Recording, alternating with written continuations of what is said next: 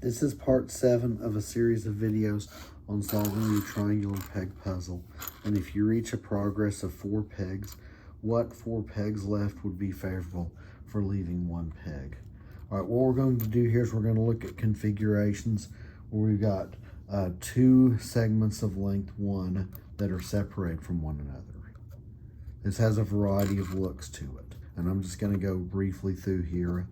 One configuration is like this. Another is like that.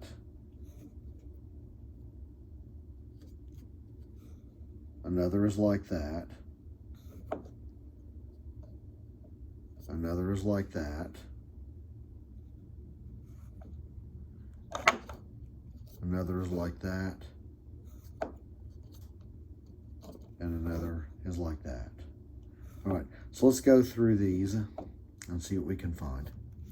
If you've got a configuration like this, so you got 2 in a row here, a gap between them, and here's 2 in a row over here. Okay, this is favorable because you can make a jump on either end and create a 120-degree angle, which is favorable. This is actually unfavorable because any jump that we could make creates a 3 in a row, and that's not favorable.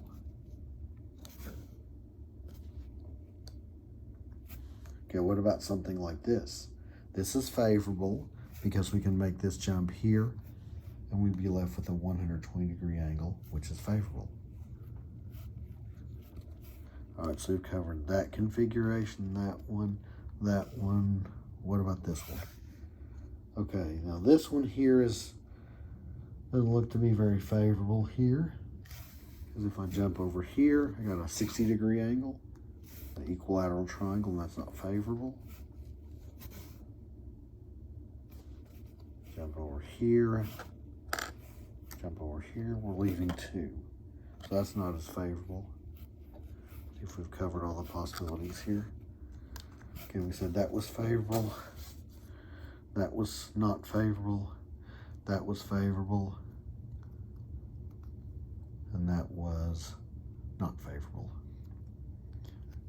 Okay, what if we had something like this? Okay, this is favorable because we could jump here, and jump there. Okay, but that setup is not always favorable. Okay, this pairing right here and this pairing over here, that's not always favorable. Okay, over here, this is favorable. We can make the jump here and create a 120-degree angle, and that's favorable. Okay, so like I said, this is favorable, but what if we run them a little closer to one another here in the corner? The problem here is when we try to do exactly what we did before, we're going to be running these pegs that survive here into our row of 2 holes, and now all of a sudden we're trapped. So it didn't work to position them so close. So look at this. This end is 2 away from the corner. That end is 2 away from the corner.